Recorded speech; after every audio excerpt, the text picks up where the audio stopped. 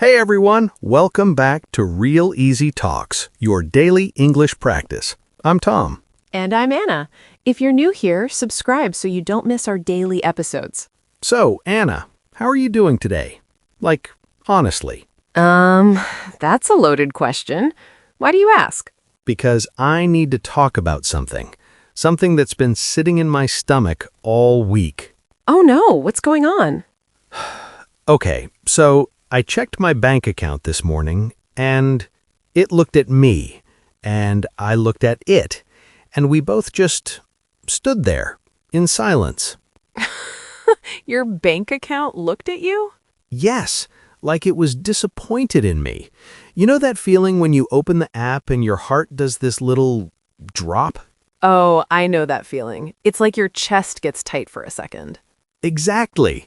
And then your brain starts doing fast math. Like, okay, rent is due in 5 days. I have this much, minus groceries, minus that coffee I bought yesterday. The mental calculator.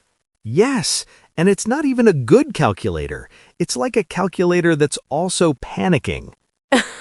I've been there. Last month, Biscuit needed to go to the vet, and it was more expensive than I expected. And I remember sitting in the parking lot afterward, just looking at the receipt and thinking, okay, there goes my fun money for the month. See? Money stuff is stressful.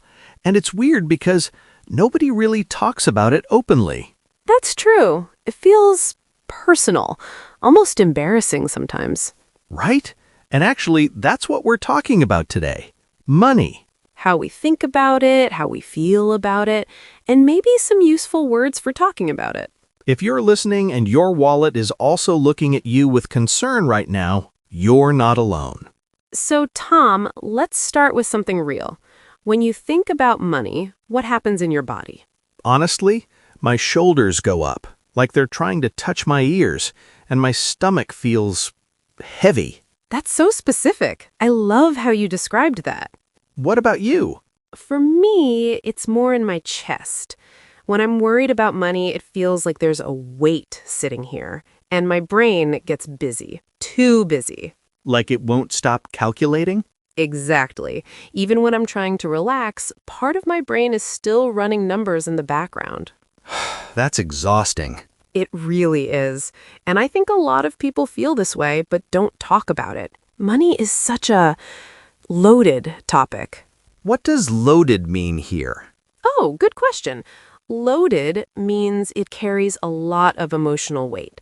A loaded topic is something that's sensitive or complicated. Money is definitely loaded. That makes sense. Money is loaded. So many feelings attached to it. And it's connected to so many other things. Security, freedom, even self-worth for some people. Oof, yeah. When I have a slow month with freelance work, I start questioning everything. Like, am I good at my job? Should I be doing something else? Your bank account becomes a report card. Exactly. And that's not healthy. Speaking of freelance, how do you handle the ups and downs?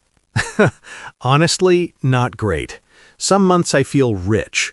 Like I'll finish a big project and the payment comes in, and I'm like, I should invest. I should buy nice things. And then?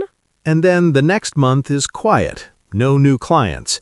And I'm eating instant noodles and telling myself it's character building. Character building noodles. The worst part is not knowing. With a regular job, you know exactly how much money is coming. With freelance, my income is, how do you say it? When something goes up and down a lot. Unpredictable, or you could say inconsistent. Right.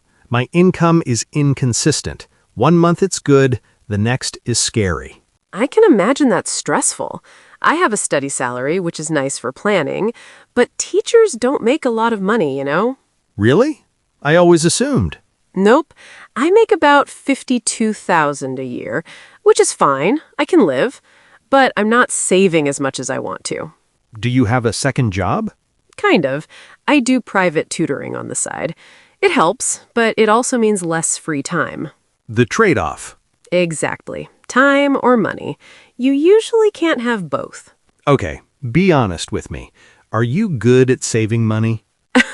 Define good. Like, do you actually put money aside regularly? I try. I have a system. Every month, I automatically transfer $300 to my savings account before I can even see it. That's smart. Out of sight, out of mind.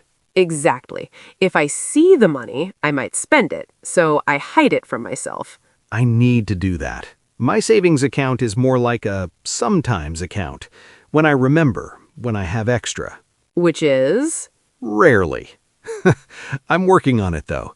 Lily keeps telling me I need a budget. Budgets are helpful. I know some people think they're boring, but they actually give you freedom. You know exactly where your money is going. What do you spend the most money on, besides rent? Probably food and travel. I save specifically for trips. I have a little fund I call my Portugal fund. Portugal Fund. Yeah, that's my next travel goal. Every month I put a little bit aside just for that. Watching the number grow feels really good. That's cute. I like that. For me, I think I spend too much on eating out. Lily and I go to restaurants a lot, and I order a lot of delivery. Do you cook? Technically, I can cook, but my delivery apps are very, persuasive. Those apps know exactly how to get you. Tom, are you hungry? Here's a coupon. And I'm like, well, now I'm hungry. Can I ask you something personal? Sure. Can I ask you debt? Yeah. Student loans. Still about 15,000 left. Oh, that's like a weight you carry around. It really is. Every month, $300 just gone before I can do anything with it. How does that make you feel? Honestly, sometimes I forget about it. It's just automatic now. But then sometimes I think about it and I feel this frustration. Like, I went to college years ago. Why am I still paying for it? The feeling of being stuck. Yeah, it's like a bill from your past self, and your past self made choices that your present self has to deal with. That's a really good way to put it. What about you? Any debt? No, actually. I paid off my student loans a few years ago.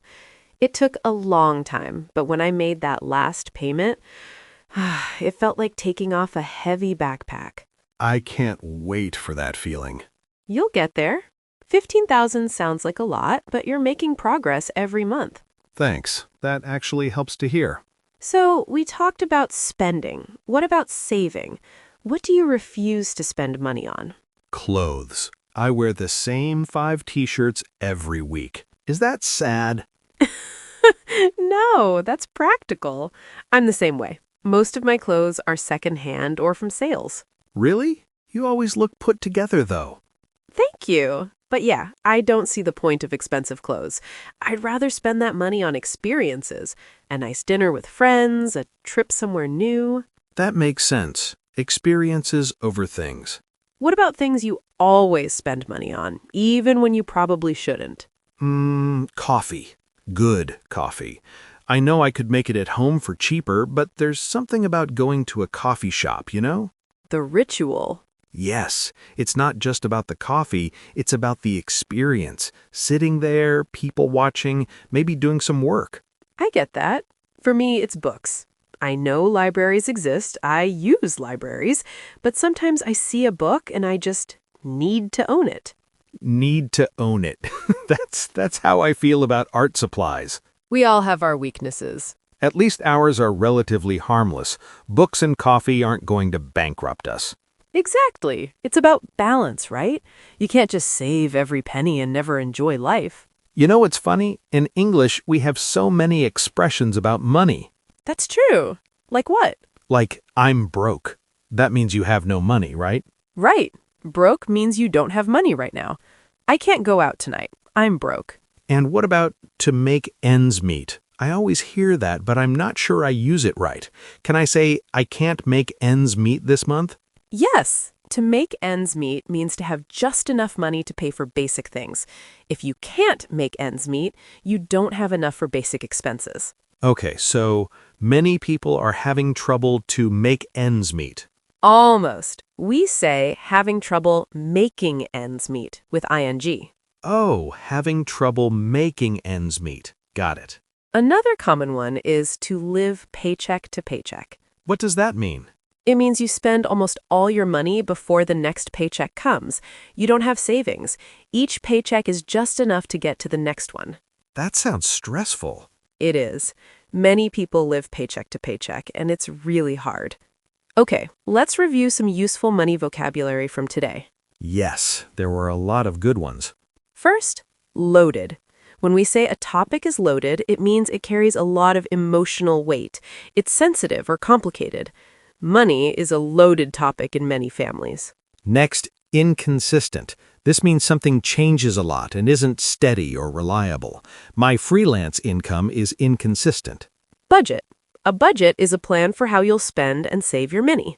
I need to make a budget so I know where my money goes. To save up or to put aside. Both mean to keep money for later. I'm saving up for a trip to Portugal. Debt. Debt is money you owe someone, like a bank or a credit card company. Student loan debt is very common. Broke. If you're broke, you have no money right now. This is informal. I can't buy lunch, I'm broke. To make ends meet. This means to have just enough money to cover basic needs. It's hard to make ends meet with rising prices. And to live paycheck to paycheck. This means you spend almost all your money before the next paycheck arrives. Many workers live paycheck to paycheck.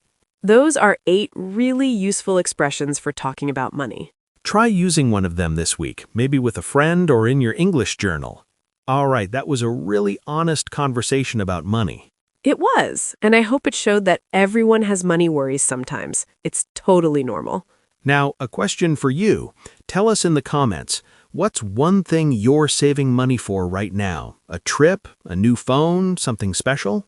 We love reading your answers. It's great English practice. If you enjoyed this episode, please like, subscribe, and share it with a friend who's learning English. We'll see you tomorrow with another easy conversation. Bye, everyone. Bye.